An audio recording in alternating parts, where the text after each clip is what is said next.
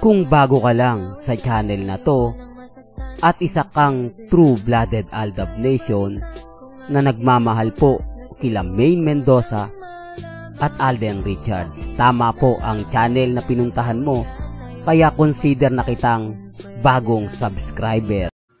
Welcome back mga ka-Aldab. Ito na naman po ang inyong lingkod, si Mr. Destiny. At syempre, magbibigay tayo ng mga update po ngayon na pambasag na naman po sa mga fans ng Katde. Dahil mainit nga po sila dahil nga po daw sa issue na pagpunta ni Catherine sa lamay ng lolo ni Richard Polkerson. Ito, pinapatunayan ko lang po rito sa mga update natin na wala pong katotohanan yung mga kumakalat ngayon. Bagkus hindi nga sila pinapansin ngayon ni Richard Polkerson. Real talk mga ka-Aldab.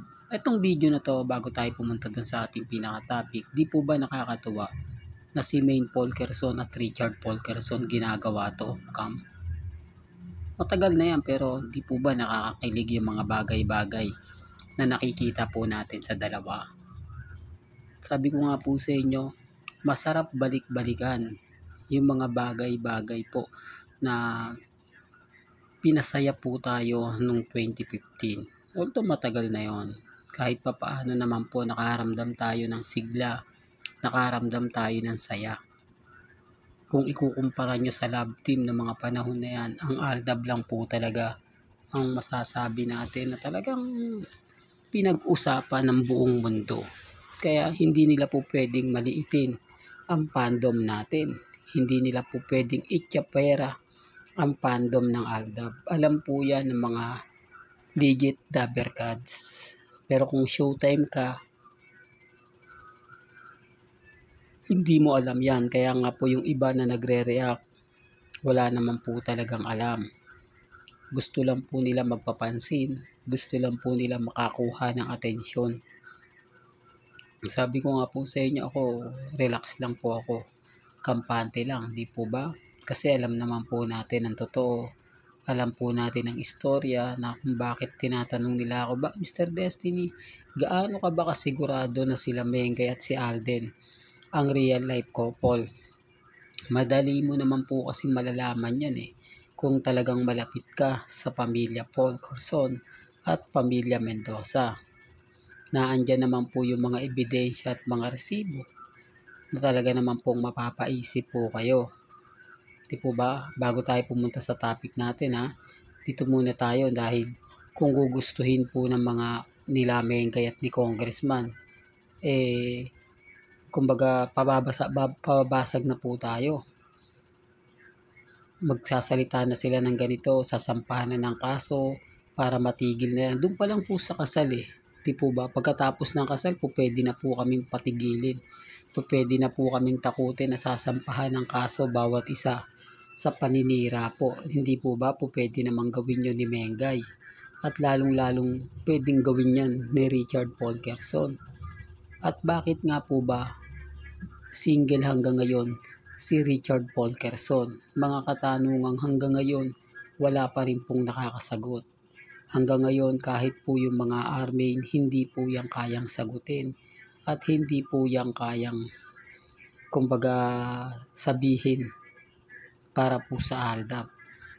Lalo na nga po kung nanonood kayo ng live sa Eatbulaga, doon may kita nyo po yung mga komento, lalo na nga po kapag boring na po yung Eatbulaga, na may magre-react, kailan ba ibabalik ang tandem ng Aldab?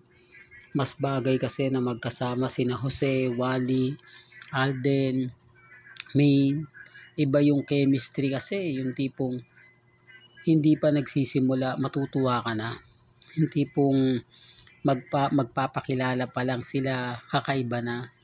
Hindi, totoo to mga ka-Aldab. Sabi ko nga po sa inyo, kung legit Dabbercads po kayo, mas madali tayong magkakaintindihan. Mas madali tayong magkakaunawaan.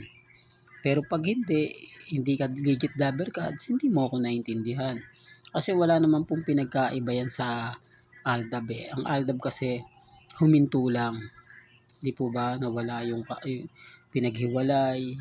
Pero yung legit Dabbercads na talagang tumutok since 2015, talagang alam po nila. Kaya nga po yung iba nagre-request nagsasabi na sana ibalik nyo na si Alden. Pwede naman siya mag-freelancer na lang. Pwede naman siyang kumbaga makiusap sa GMA na baka po pwede Eat Bulaga siya Monday MWF, di po ba? Pero wala po ako sa posisyon para ipilit yan. Yun ay mga suggestion lang po ng mga fans pagka boring na po ang Eat Bulaga. Remind ko lang po sa inyo, hindi po araw-araw maganda Eat Bulaga. Hindi po araw-araw magaganda po yung mga segment na nakukuha. Kaya normal lang po yung mga sinasabi ko. Hindi, sinisiraan mo lang naman ang Eat Bulaga. Hindi po. Yan ay base po sa komento. Sabi ko nga po sa inyo, manood po kayo sa YouTube ng live. Doon may kita nyo po yung mga reaksyon, mga komento, na mga legit Dabbercad, lalo na po yung team abroad. Halos may kita nyo dyan yung mga OFW na nanonood sa tanghali po ba. Doon nyo lang talaga makikita, mababasa yung mga komento po nila. Pero hindi po ako namimili. Sabi ko nga po sa inyo, wala pong pilitan. Kung ano po yung pananaw at paniniwala po ninyo, nire-respeto ko yan at ginagalang. Well, pag-usapan natin si Richard Polkerson. Ngayon mga kaaldab, wala pong ganap. Huwag po kayong maniniwala sa mga kumakalat ngayon. Hindi po nag-post si Alden pabor sa Katden. Bagkus iniiwasan niya na nga po ang Katden. Pinipilit lang po siya. Pinipressure po si Alden Richards na magsalita. Pinipressure po si Alden Richards na mag-react pabor na pabor sa Katden. Pero ini-stab lang po sila. Hindi na po sila pinapansin. Wala na po. Imbis na mag-post si Alden ng papabor sa kanila, eto po, TV commercial yung mga binabato niya. Mga sponsor. Di po ba mga photoshoot ni Alden, yan ang binibigay niyang update. Sino ngayon ang kaninong pabor to? Siyempre sa atin, kasi hindi ibig sabihin lang nito, hindi siya namamanipula. Hindi siya kayang diktahan. Hindi siya kayang kumbaga paikuti ng mga bagay-bagay na para lang sa mga fans, gagawin ko to para lang maging masaya yung Katden. Kung ari gagawin ko to, hindi po ganun si Alden. Di po ba? Sinasabi ko lang po yung totoo. Baka naman kasi sabihin ng iba, may nakita ako. Wala po. Hindi po in-interview si Alden Richards sa 24 oras. Yung mga kumbaga showbiz reporter po, kaya nila Aubrey Carampel, wala po siyang post o wala po siyang update na may interview siya kay Alden Richards. Kay Lars Santiago, wala rin po siyang update, wala man lang ganap. Di po ba talagang malinis at klaro? At syempre yung 1-on-1 with Nelson Canlas, wala rin po siyang kumbaga interview. Sinasabi ko lang po ito o nagbabanggit lang ako ng pangalan na talagang mga reporter po ng showbiz sa GMA Network, sa Unang Hirit, sa 24 Oras at sa Saksi.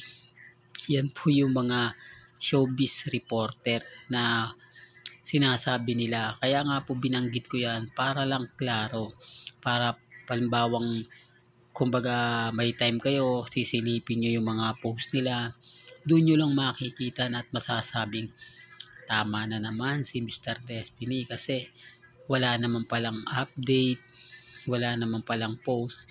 Hindi ko rin to napanood sa 24 Oras, hindi ko rin to napanood sa Unang Hirit, at wala nga naman post si Nelson Canlas na may interview siya 1-on-1 kay Alden Richards, at ganun din naman po si Aubrey Carampel.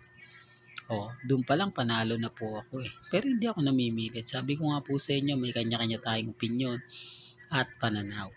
Hanggang dito na lang po ang ating latest updates. Kaya kung gusto nyo pa po ng pinaka-latest at sariwang update. Abay, lagi lang po kayong tututok dito po sa channel ni Mr. Destiny para updated ka sa mga bago at sa mga latest po na i-upload po natin maya-maya lang. Hanggang sa muli, salamat po sa panonood at pakikinig.